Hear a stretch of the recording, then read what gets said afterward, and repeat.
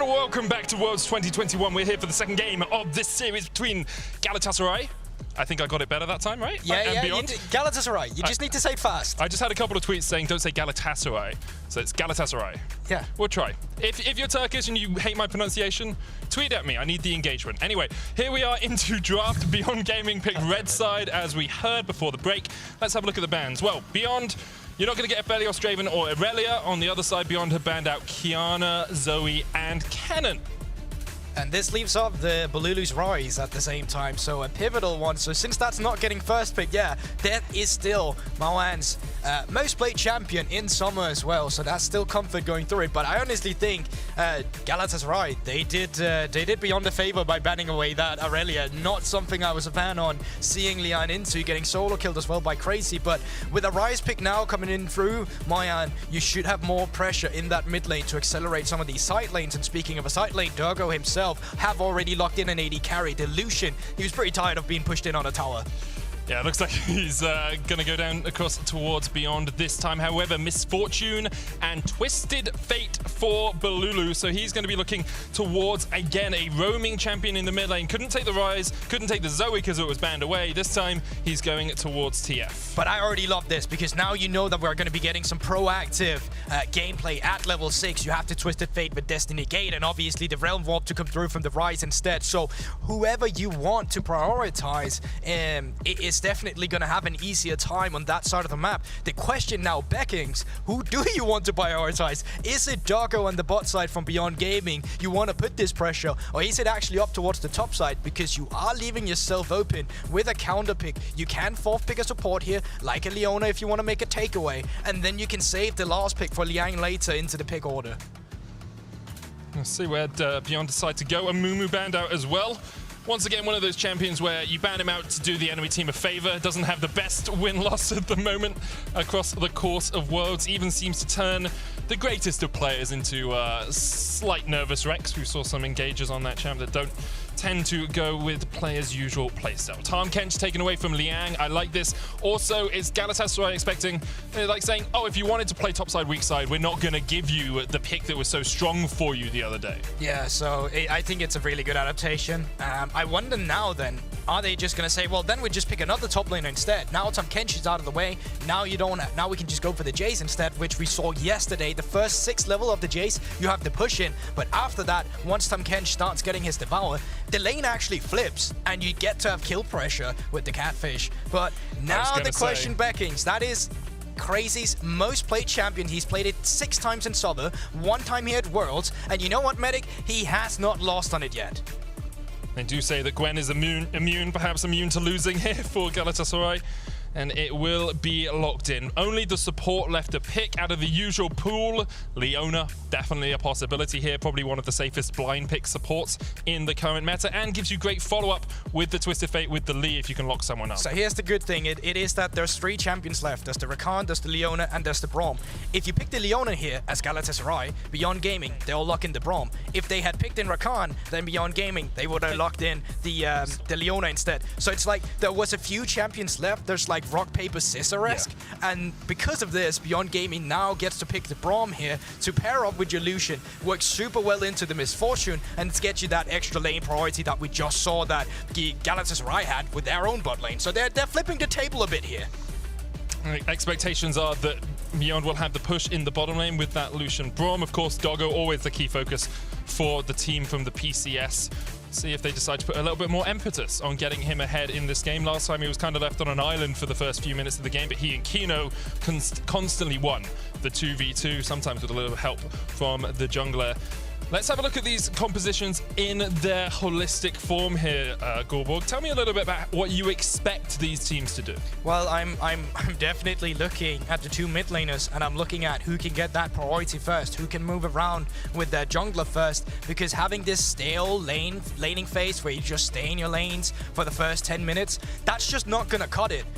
especially when you have champions like the Twisted Fate and like the Ryze. So whoever gets to be proactive gets to set the pace of the game. And once again, the question beckons as Beyond, are we playing for the Lucian Braum here, or are we playing up towards the top side with Liang now on the Jayce? Because there's still something to play for as Galatasaray here, or Galatasaray, sorry. Weird. You put it onto me. I said it right the entire tournament, and then because of you guys, all of a sudden you start slipping up. But no, I think with the Gwen obviously up there towards the top side, it's a comfortable matchup for Crazy, his most played champion, and with the Twisted Fate to pair it up with, it's going to be interesting to see if Beyond Gaming attack bot, how will Liang deal with the pressure that he will be receiving in the top side then instead? Well, after game one going Galatasaray's way, Beyond elected to be on the red side. They are trying to fight back and even out the series at 1 apiece. It is a best of 5, of course, so it's first to 3.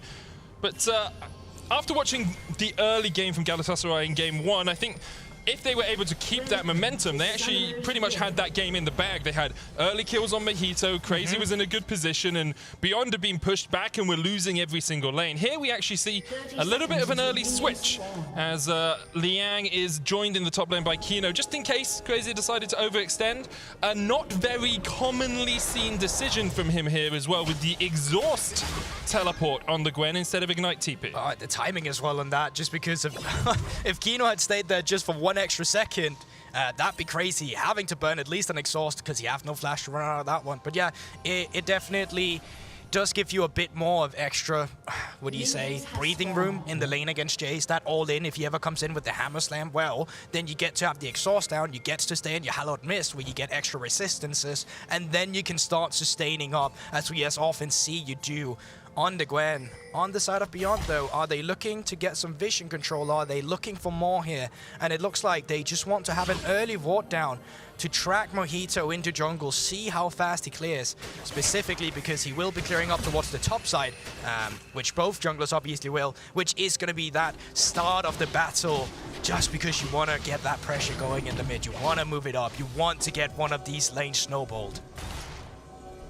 And the last game we saw just how much Bolulu can do with extra pressure in the mid lane. Had a stellar performance on the Zoe and will continue to try and trade in with Maoan here. Of course, Twisted Fate doesn't really have the same individual impact as a Zoe does, but Bolulu's shown us across the course of his international career how well he can control the map for his team.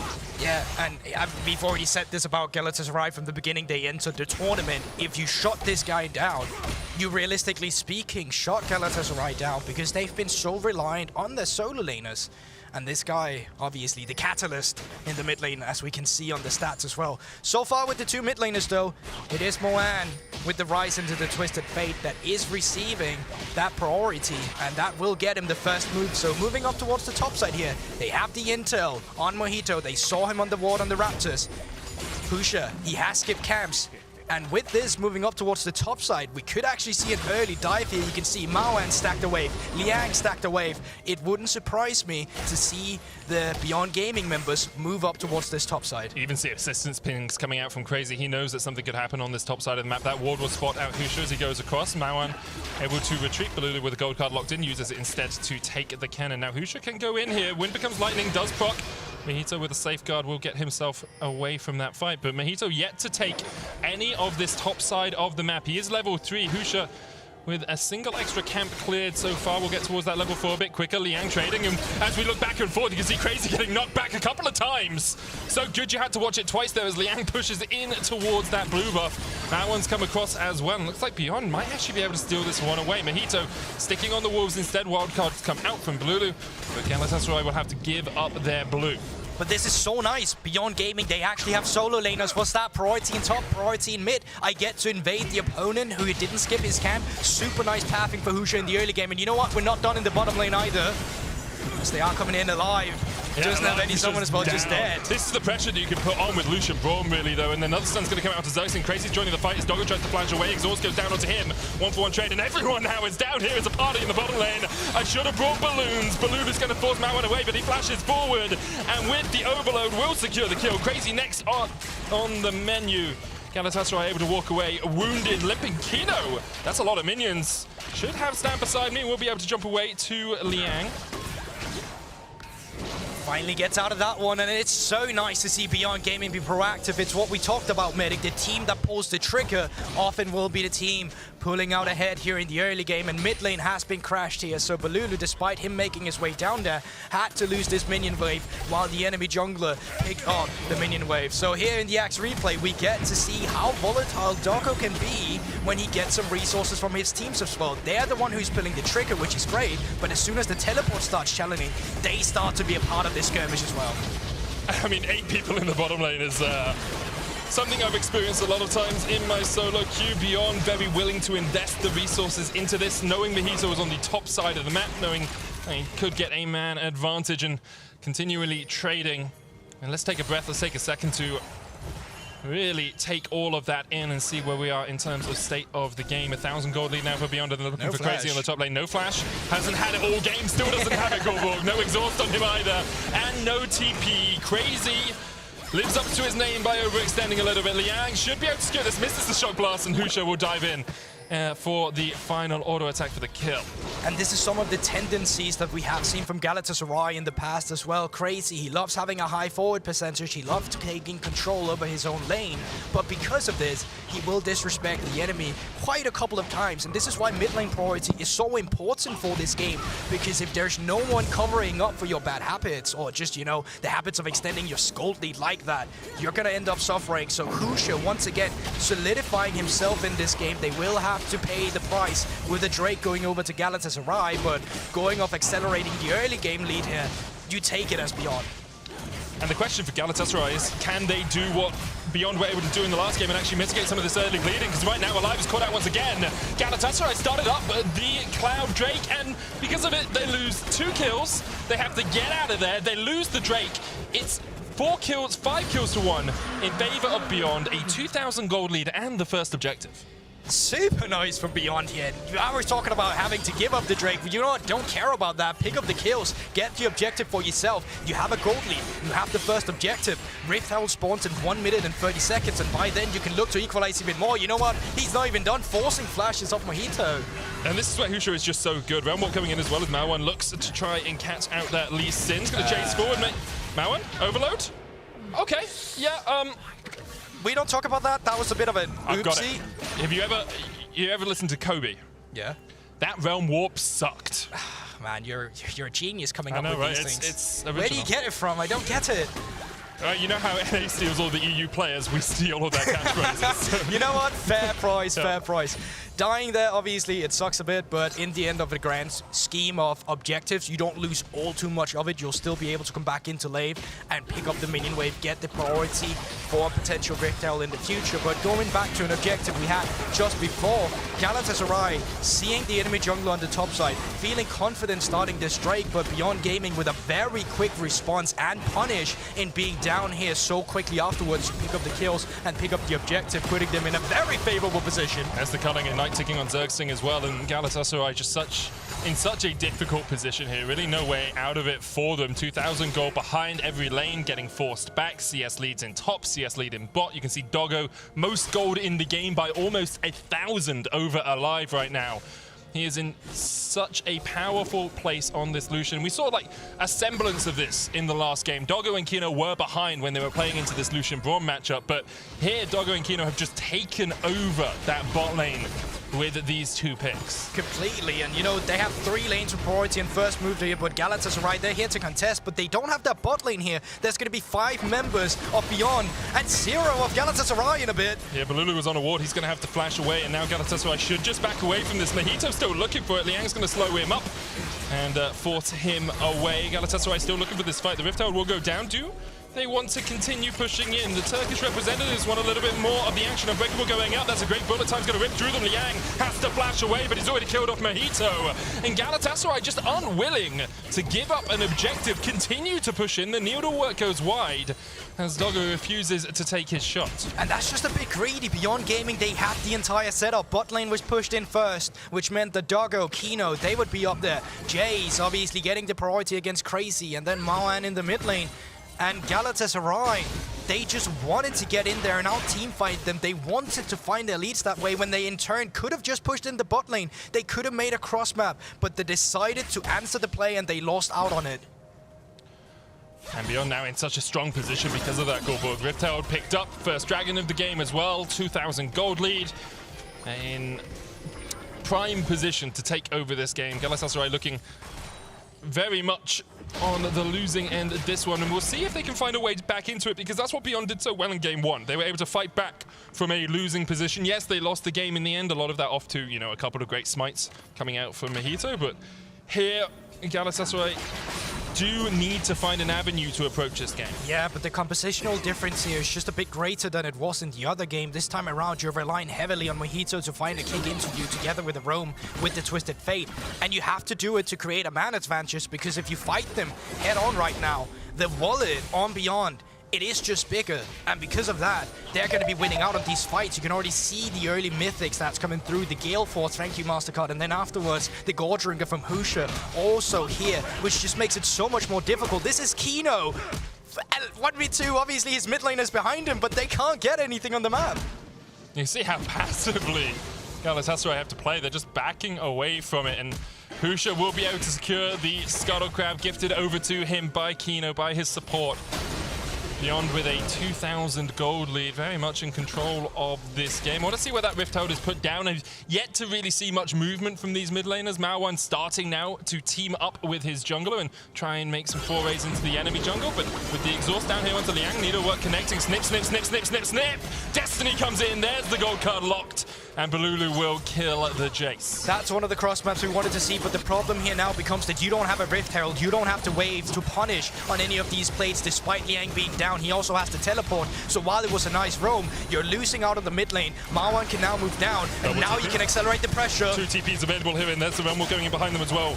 These TPs could turn this game as Maoan caught out off towards the top side. Bolulu pops the stopwatch. Maoan's already dead. Bolulu's still surviving for the moment, but now he has been killed off. Crazy joins the fray.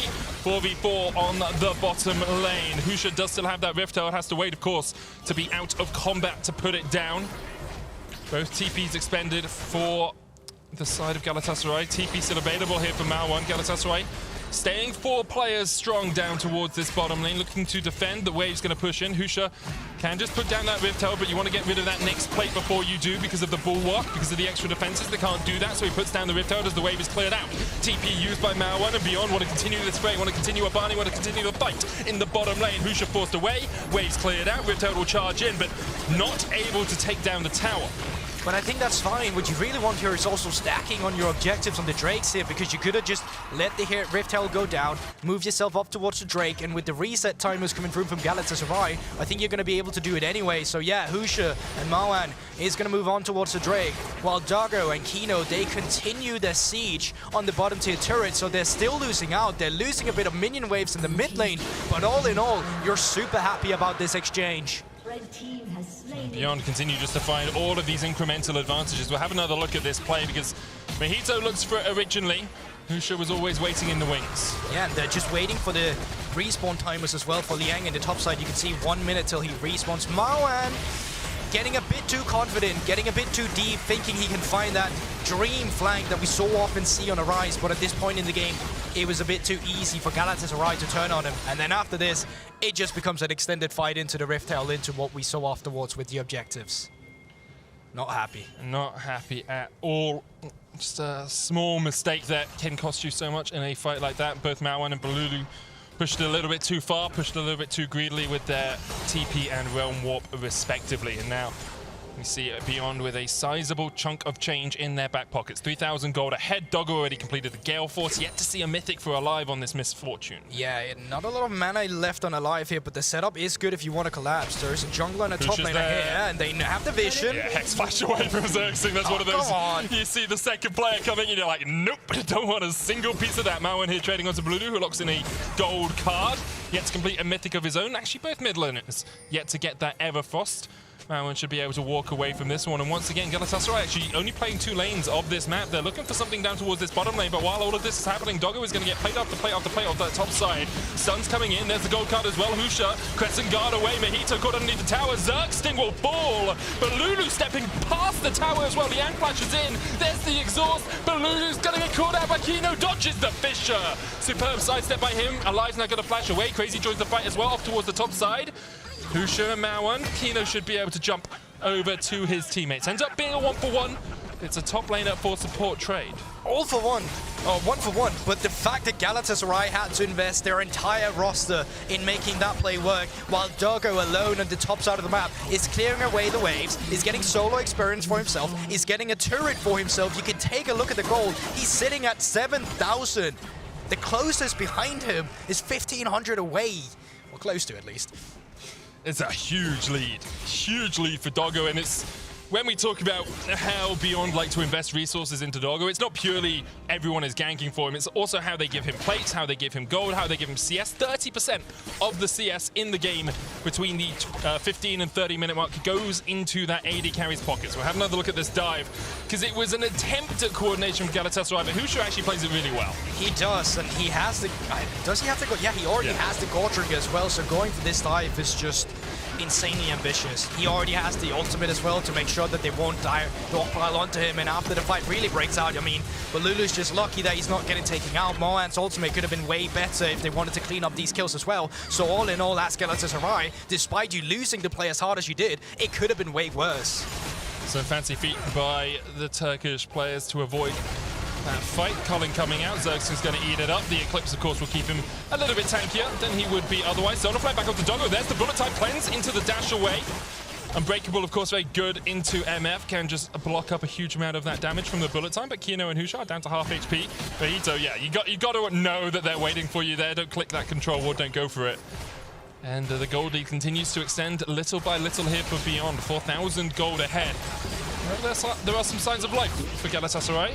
They have the Ocean Drake up for them in a minute if they want to go for it. Probably want to fight around that. We saw how impactful Soul can be in the last game.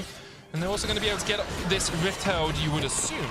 Although Beyond might have something to say about that. Destiny Gate is available for Bolulu if they want to come in for any flanks here, but it just seems like with the priority gained by Galatasaray, they will be able to pick up the first objective, or the second Rift Herald rather. And that ties nicely into what you were just talking about here, Medic. The fact that we have 1 minute for the Ocean Drake to respawn here. Now you have a Rift Herald in your inventory, ready to deploy to not really get a turret, but to get some pressure here. But speaking of pressure, I think this might lead to a fight in the mid lane. No solo flare for Zergsting, doesn't have the Zenith Blade either. Kino's almost down, Zergsting ticking away. Will just survive. Spoke too soon. Liang with a long-range shot blast will find that kill. And now Beyond with a man advantage and 30 seconds on that Ocean Drake, their third dragon of the game. Can just push in, get the mid-prio, work their way around. The culling once again from Doggo. He's tanking up tower shots for this. He doesn't really care as long as he's putting the damage down himself. Beyond will reset. Actually, it looks like they're going to go for a full reset before this dragon comes out. Death timers are none. Oh, everyone's still alive. Obviously, Zergsting only level 7 on the Leona, so already out of the map once again. And they're just going to push in one more wave in the mid lane, get that extra priority before moving down towards the Drake. Kino just half-backed, and now he's got wards again. He's full HP, and he's ready to set up the fight. You can see in our Verizon 5G Altat, Trey says Galatasaray's ability to find picks and win team fights, regardless of the circumstances, may just be the difference in this series, where they're looking to find a pick and take a team fight right now. They are 5,000 gold behind. A great kick from Mojito into the solo play, but it only gets the slow. Zergsting off to the top side of the fight as Beyond have separated Galatasaray across the map. Stun card coming out, but Maoan's already killed off Zergsting. Kino now on the front line. Winter's bite into the unbreakable bullet time available here for Galatasaray. They want to look for it. Bolulu going in. Stun card locked once again. Maoan stepping forward. Look at how low Beyond are. The roots coming out. Bolulu caught up. Mojito kills one. Bolulu stepping back, but already alive is down before he can even pop the bullet time. And perhaps that spells the demise of Galatasaray's hopes. Mojito tried to heal up with a gold trigger, but he didn't have it, and Doggo now turns it around. Bolulu's down. It's double for Doggo, and Crazy is sent packing. Beyond played so well around the Ryze of Galatasaray, and also the fact that they were split up on two sides of that Drake pit. So they've really juggled the balance quite nicely in between them. They pick up the kills, they pick up the priority, and with this, they should be able to pick up the Drake. Husha, he does have smite, and there we go. 18 minutes into the game, soul point now for Beyond, and they keep accelerating the lead that they have. Remember, Galatasaray, they still have their own Rift Herald in their inventory to try and recreate some plays for themselves. But the problem for you is right now that you don't have control on any part of the map. Top lane, mid lane, bot lane, it keeps shoving into you. So, as we just saw in the Verizon 5G all chat, it is about finding that crucial pick, because if you don't, this game is just going to slip out of your hands. Yeah, 7,000 goal behind at 19 minutes. Might already be away, right? It's pretty slipped. Let's be honest, it's rolling down the hill right now as we once again look at this fight. And you can just see, Alive is never in position to actually put any damage down. So far, yet to auto attack, yet to auto attack, yet to auto attack. No ult coming out. Mojito dives back in. Couple of autos onto Kino. Great, he puts up the Unbreakable. Alive never has the opportunity to do anything. And it looks so good here because the HP bars are so low, but Alive, as you said, he doesn't have the opportunity to just straight up start with the bullet time. And because of this, there's never capitalized on the low HP bars. That's the call of the queue right there. Almost was a good play because we've already seen how many times a gold drinker can just get you up to full HP and you just clean up the entire fight. That's a jungler's mentality right there. That's every Lee Sin when they die in my solo queue games. Like, oh, but I hit the queue. It was almost a really good play. It's like, no, you dived into 4 people by yourself. I mean, maybe I can see what he's trying to do, but didn't quite work out for them. We have to try and make some plays. Alive, almost caught out here by Doggo. Doggo's actually going to dive. He went too deep. Bullet time, ripping through Beyond, but not really doing as much damage as you'd like. Kino knocked back as well. And that dive was diabolically bad. Beyond just doing something absolutely absurd there. Doggo diving way too deep. Riptower's going to charge in the bottom lane here as well. Remember, the Baron's on the cards. Doggo is dead. All of that gold went over to Alive. And Galatasaray actually have the option here. Do you continue to push in this? You get tower in the bot lane, you get tower in the mid lane, or do you turn over to the Baron? They decide against the Baron for the moment. Riptower continues to do the damage, but this could be 2 tier 2s for Galatasaray. You want to watch out. There's still TP up from the Jayce and from the Ryze, so if they want to flank from behind, there is good wards to it, but it looks like they just want to back off. Starting off the Baron would have been catastrophic. Thank you very much. Galatasaray, you know, it's a bit weird with these words, but in the end, it's the fact that the death timers were so low, so you wouldn't be able to just start up a Baron immediately. So reset timers are on the map again, and we will get back to a map state where Beyond Gaming still has a very favorable gold lead. They still are in a position where they will be able to open up the map. And all you have to do here is just keep Galatasaray at bay, keep them in vision, keep them in control, because you have 2 minutes onto the Ocean Soul. You have Baron, that you already mentioned, is out of the map, and it's just a matter of time, of finding the right time to go for these last pieces. Dogger's in the dog shed after this one. Just goes too deep, gets stunned, cleanses too late, locked up. Shutdown goes over to Galatasaray. Actually, I thought it went to Alive. It going to Kino. Zergsting, sorry, is not a big thing. Not great there for Galatasaray. If Alive had picked that up, that would be a second completed item on the MF. And Zergsting still on his way towards a locket, yet to actually complete it. And just taking a look at items in general, Liang sitting on 2 here. Super nice poke is going to be coming out from this Jayce. We've already seen what he can do with the Shock Blast, and you know, they got a taste of Bolulu Zoe's last game. It's time for him to return the favor, not in the same extent, but you know, still the idea is there behind it. And now it is just about keeping that control, keeping Galatasaray behind. We already know how hard of a time that Galatasaray have been having if they're not in the lead, how hard of a time they've been having if they don't get to dictate the pace themselves, but they did come back from a mid-game deficit last game, and looking to do it again, but Beyond Gaming not really letting them, with the minion waves now colliding onto the turret. A minute before the Ocean Soul, Solar Flare going out once again. Doggo has a stopwatch, the bullet time comes through. Bolulu with a stun card as well on towards the backline. They're looking for the damage, but Zergsting's already down. Bolulu has to flash away, Kino low as well. Bolulu continues to step in. Kino ticking, but won't be down. Stun card once again, Alive and Crazy can step forward. So far a 2-for-1 in favor of Beyond, but Bolulu, Crazy, and Alive do have the option here to step into the Beyond spaces. And you can see actually Husha down to about half HP. Now he's going to eat the honey fruit, and usually honey makes everything okay. So we'll be able to heal up just a little bit, dragging up in 30 seconds time. That's the thing, we have 10 seconds onto Doggo, the same for Mojito. This is definitely not the last fight we'll be having, and right now it's all about the control around this Drake. Galatasaray being forced away from it, and now it's going to be a battle of who can push in the enemy laners, who can get control of this mid lane, so we have easy access to the Drake when it spawns. It's 10 seconds, and all the members are coming out on the map once again, Medic.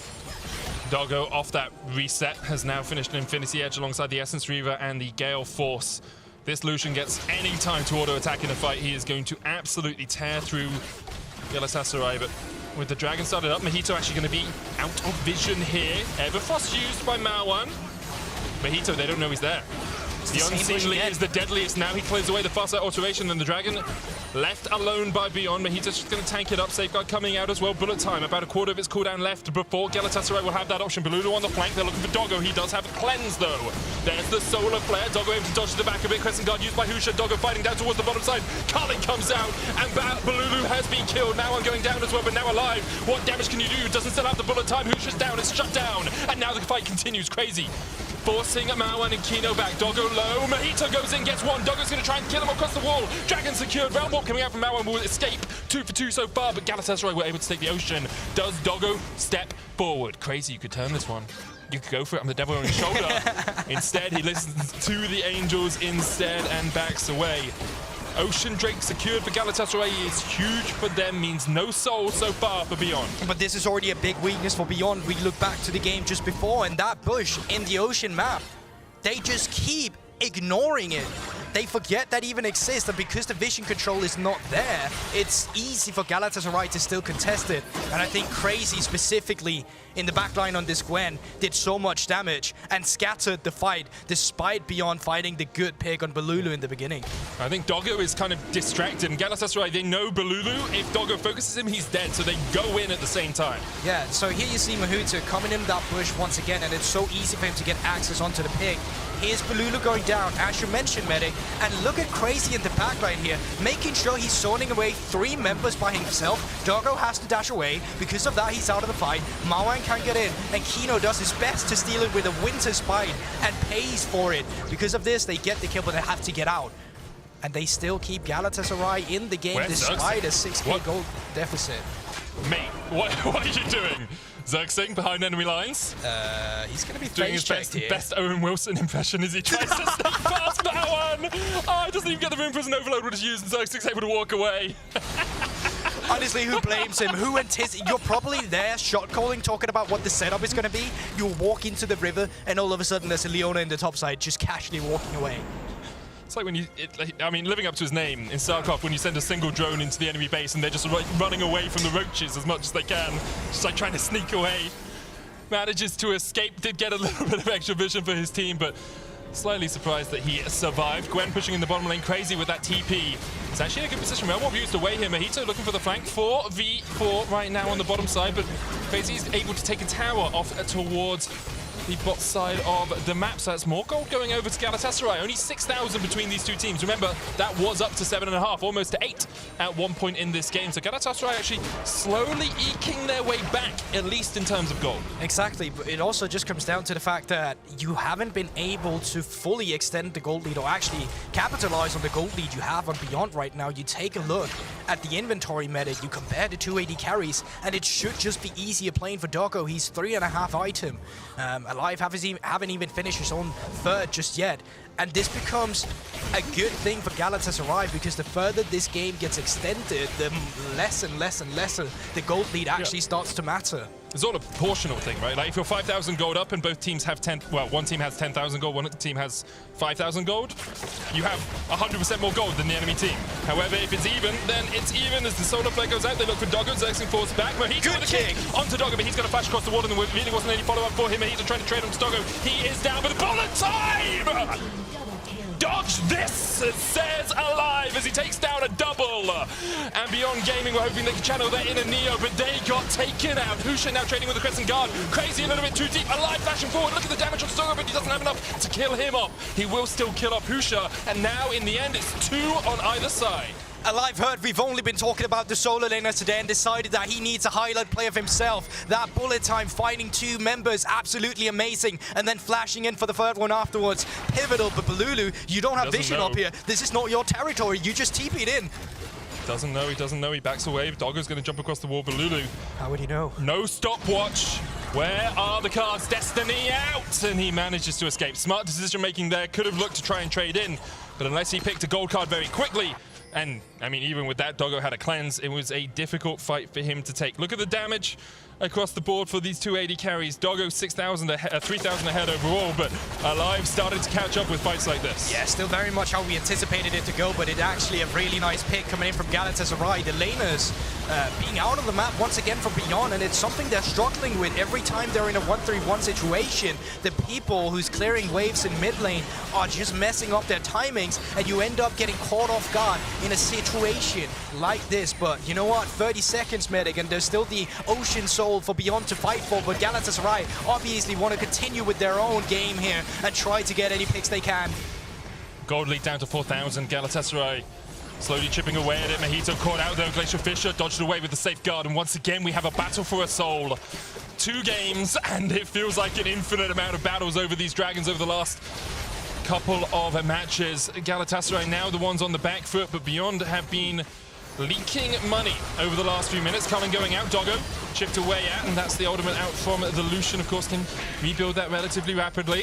Husha forces Bolulu away down towards the bottom side, and Beyond do have the priority push into this. Solar Flare doesn't really do too much. How low Alive is. Bolulu flanking, Alive down, shut down. The flash into the Rune Prison is enough for Maoan. And now they're just getting control of the Drake Pit here. They're finally clearing out the vision of these bushes. I say that single bush still have not been touched, but it seems like Galatasaray, they're not favoring their chances on this one. Control and they're just forfeiting it. Yeah, Galatasaray going to give it up. You can see Crazy working his way up towards the top side just to try and clear that wave. Destiny used by Bolulu to get out. Kino flashed across the wall there, perhaps thinking that the Destiny was going into the tri-bush. I mean, yeah, okay, so that's a little flash there, but in the end, you did the big, forget that. The bigger picture here is still that they have the Ocean Soul now. Realm Warp on towards the Baron. You're still missing a member in Galatasaray, and there shouldn't be anything stopping you from picking up this Baron. Yeah, I really don't know how you fight this. No Destiny for the vision. Mojito's going to try and get behind them. Maybe a Sonic Wave steal. We saw Galatasaray able to steal them last game. Can they do it once again? He's on vision. Doggo dives across. Baron has been stopped. Kino stepping forward. The Guardian procced. Here comes Alive. Bullet time available. And actually, I think this is wise decision-making from Beyond. They either had to commit to it completely before Alive got there, or they had to back away. They decide the latter is the option, but they don't have vision in the pit. This is bad. This is very bad. They're just, they check it one time with the Lucian Ardent Blaze, and then they just forfeited. Husha is still around. Yeah, checks it now with Wind Becomes Lightning, but they've already had Kino reset. They don't have vision. Crazy standing off towards the side. 3,000 HP now on the Baron. And Galatasaray pulled off the heist of the century. They're flipping it right now, but they turn around and with the bullet time, Maoan steps right into his demise. Husha down towards the back of the pit. You can see how Galatasaray de-aggroed the Baron. They stopped doing it. Husha's going to try and go in. Doggo could dive in as well if they want to try and take it. Oh, it's taken out, and Mojito's the one who gets it. Beyond have to retreat. They lose Maoan. They lose the Baron. And Galatasaray with some great decision-making there to focus it down. But it's also Beyond this again. They're fumbling these objectives. In game 1, it was the Elder Drake. In game 2, they're going to be looking back at this Baron. You had the Ocean Soul. You had the setup. You didn't want to flip it. In the end, you were forced to flip it then. And it was Galatasaray who was put in a position where they suddenly decided to turn, where they dictated the pace. And it's coming on the lack of vision control from Beyond. Remember, they came off a fight with Drake. Because of this, the setup was not as good as it could have been. And with the lack of priority, they just get split apart by the bullet time. Husha gets stuck in the Baron pit. They're trying to burst it down for him. And 18 HP. It's all that's left. But it's still enough for Galatasaray to get it, and oh, they're not happy about that one. I mean, it's a game of inches. This series has been on a knife edge ever since game 1. Feels like we've already gone through a full best of 5. We're only in game 2. Could be going all the way to 5 this one. But have to give credit to Mojito, his first international competition. And alongside the rest of Galatasaray, he has been so on point with these smites, constantly getting those objectives, as you said, securing the Ocean Soul in game 1, securing the Elders in game 1, now securing this Baron.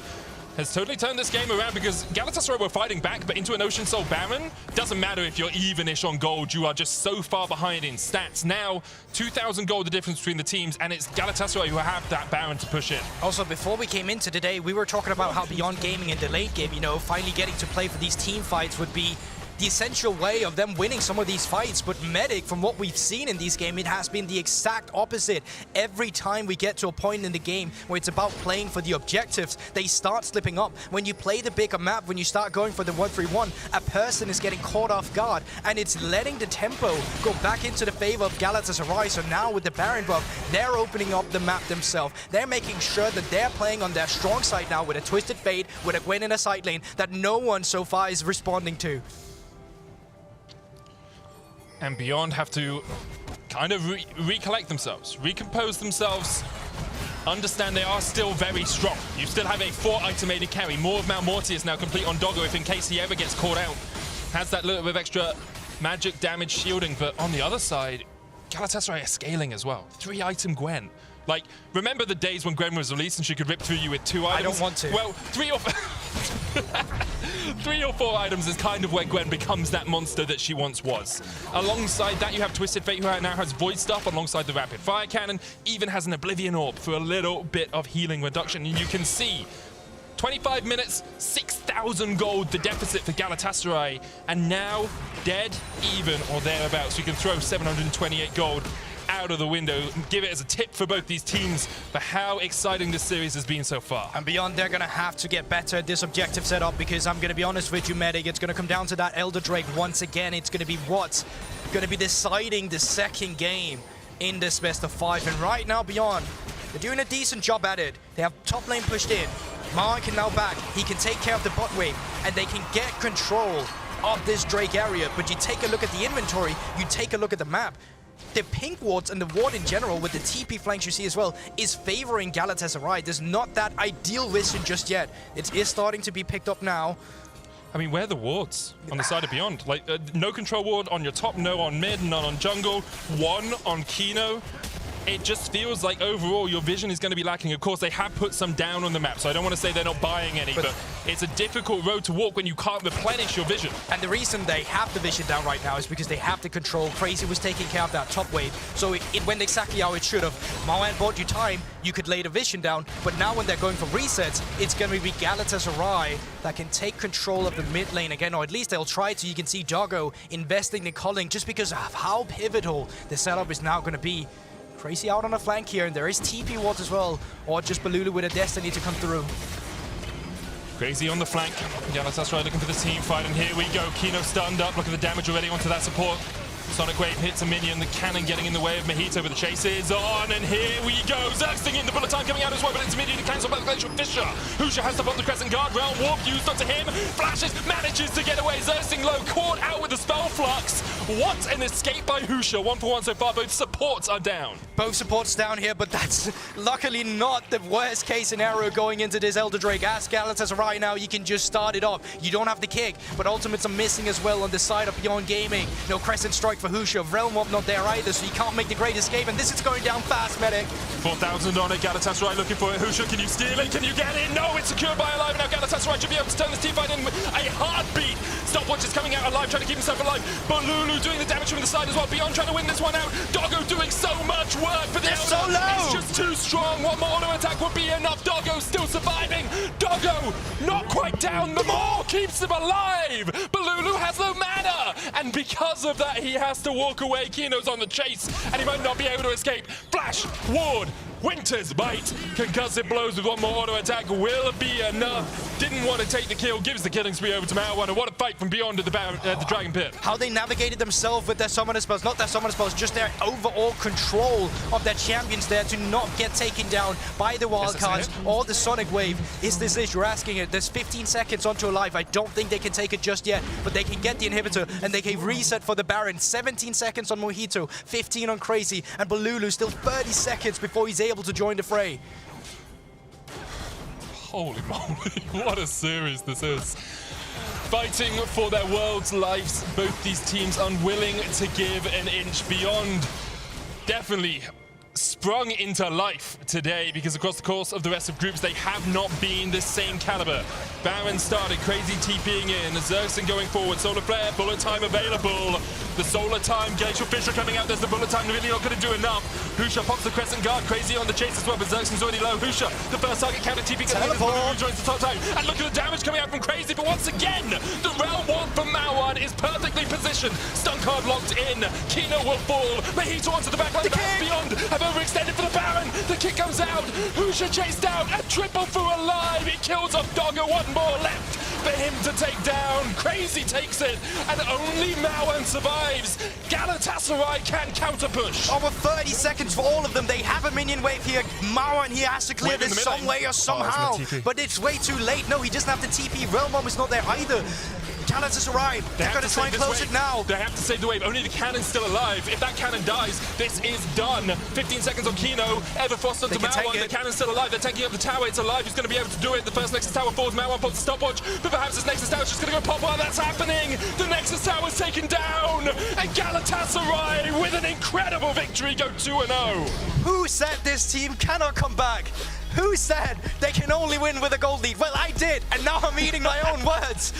Galatasaray showing up around these objectives, but once again, beyond what is happening around these neutral objectives. How do you keep throwing it away at these stages of the game? You had close to a 10k gold lead, and I'm gonna take a breath while I say this, and they threw it. They did. Like, it was beyond making mistakes, but Galatasaray obviously capitalizing on those mistakes, finding the avenues where they could take a fight, where they could managed to get kills, and even after being put behind so much in the early game, you got to give credit to Alive. Those bullet times, his positioning in team fights was absolutely sublime, and it carries Galatasaray to a 2-0 scoreline. One win away from a matchup once again with Hanwha Life Esports for a spot in the group stage. Last year, Supermassive were able to beat out Mad and made it to the second round, obviously losing in the end to the Unicorns of Love. This time, Galatasaray looking to continue in their footsteps. The question is, can they do it? Beyond Gaming are down, but not out yet. So check out Beyond Gaming's pick, Heroes Tonight, as the song that represents their playstyle and the rest of the teams competing at Worlds on the official LoL playlist on Spotify.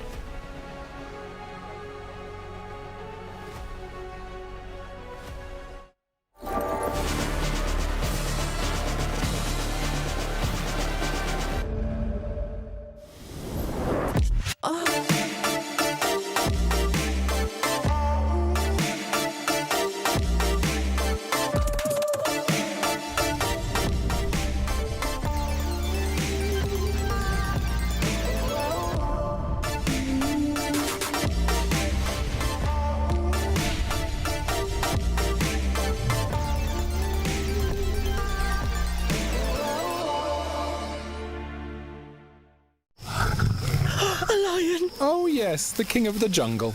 Time for a quick Red Bull? Red Bull? But you still won't be quicker than the lion. I don't have to be quicker than the lion, just quicker than you. Red Bull gives you wings.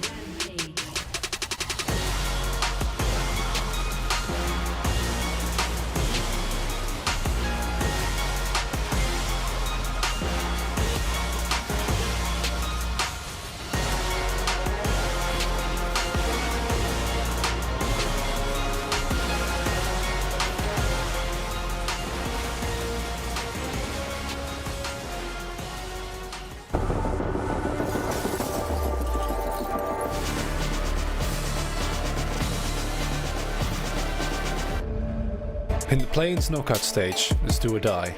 And for Beyond Gaming and Galatasaray, the stakes are simple. When it stays alive, the loser is eliminated. The PCS second seed rose in the final hour to make it to the knockout stage, where they can salvage everything with a comeback run. Easy. There's the flash I'm looking for, but oh goodness! Tom Kench is gonna make it happen! And now Boss, is he losing the 1-2-1? He is! He gets the Maoan! Their first opponent is Galatasaray, who've already taken down Beyond here at Worlds 2021. Led by their flashy supports player Zergsting, this team has been both hot. Triple stopwatch popped. Husha going in. Crazy on the backline. That slicing match jump was so beautiful. And cold. Trying to get in there, but he's not able to get it just yet. Bolulu though finds two with his big through, but Unipon's still not dead. One will live, and one will die.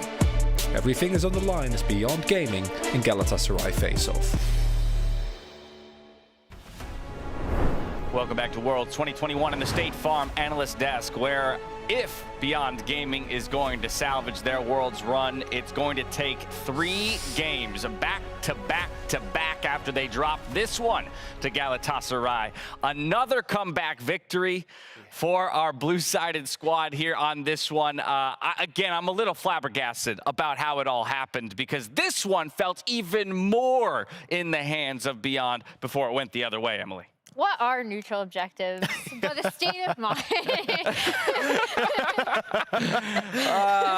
We will get into the craziness that was this game, because there was a heck ton of action. But before we do, let's go ahead and take a look at the draft and the adjustments that each of these teams made coming in. Because I'll remind everyone, it was Beyond Gaming that elected to stay on red side, not switch it up. And this is what they came up with. Yeah, and I think they had a little bit more of a team fighting composition this time around, right? You got the Ryze, you can pump out a bit of damage, still got that early game pressure. And I loved how they used that early pressure at the beginning, right? They spotted out, hey, look, Mojito's on this bit of a weird path thing. He went for a full clear bot side, and it meant that they had a ton of pressure that they could use on that top side to get these early advantages. But once they got it, they just couldn't really do very much with this. Yeah, I mean, I agree. I really enjoyed the fact that obviously since the Aurelia ban came through that allowed the Lucian for Doggo, they had so much prio bot side that on that path that you were talking about, they actually were able to secure bot side scuttle for themselves. And if they, if they had that scuttle contest top, they would have had both scuttles and invaded blue as well. So it was a surprisingly strong, early look from Beyond, and I did really like it. The problem that they had, which is kind of the opposite of what we were talking about from them, was that mid game. Yeah, I think as Emily was saying, strong early game, we saw them kind of utilize that at the level 6-minute dragon as well. But when we got into the mid game, there just wasn't a huge amount of kind of working together. The communication that was so strong in the early stages really fell apart when we got towards these team fights. They ended up being a bit all over the place. They gave Crazy time to scale into the game, and then he was able at these later game objectives to just take over completely. And it's really sad because you see plays like this, right? Where they recognize, hey, we have the stronger team fight here. We can just go in and absolutely take this. We can control this area. We have it. You see, I actually love the last pick Braum as well, which is something we didn't touch upon previously. I thought it was a really, really good response. And if Beyond Gaming had been able to bring some of this early decisiveness that we saw from them into, better decision-making around neutral objectives in the big game, they should have had this game in hand.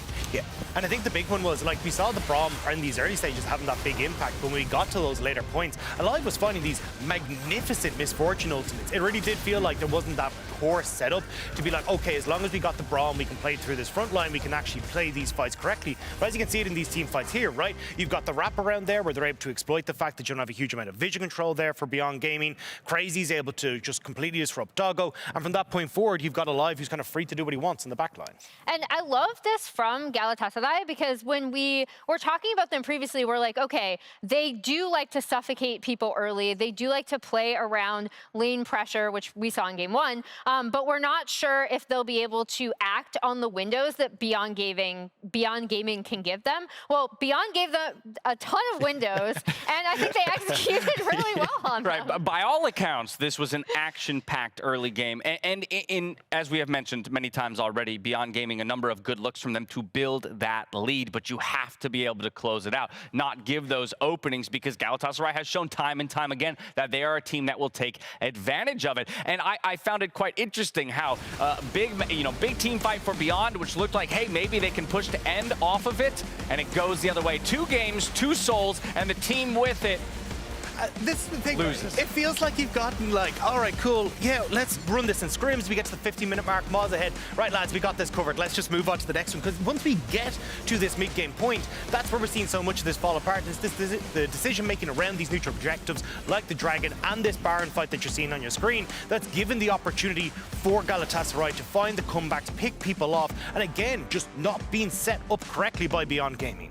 And I also want to call out the Gwen pick, because this is something that really partnered well with the Lucian, with the TF to set up those misfortune ults that we were talking about from Alive. And this is something that we've seen from not only Crazy, but also Mojito. I don't think we'll see the Gwen jungle flex, but we've seen this ban against Galatasaray in the group stage previously. So it was nice to see that come out, and they obviously know how to play well around it, even if she gets set behind early. And not a gold graph that inspires a ton of confidence if you're on the side of Beyond Gaming, because yeah, just that little tinge of blue right up there at the top. But here's where I'm going to call something into question.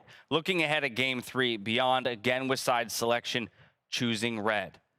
I'm personally not a fan of teams staying on the same side 3 times in a row if it's going to spell the end of their best-of-5 career at Worlds. I'm kind of in the middle, right? Because at the get-go, they're playing very well, right? Like, they are getting the early leads. It's the mid-game, the decision-making there that's letting them down. So, honestly, when I'm looking at them, kind of going, well, what's going to change if you go blue side, right? Like, it's not going to massively change your decision-making around your mid-game. That's the actual issue here. True. Yeah, exactly. It's more about execution than it is about draft, right? Because I actually really like their draft here, and they played around it early really well. All right, we'll see if they can clean it up. We're going to step away. When we come back, Beyond Gaming has one last chance to keep themselves alive in this series. Game 3 coming up after the break.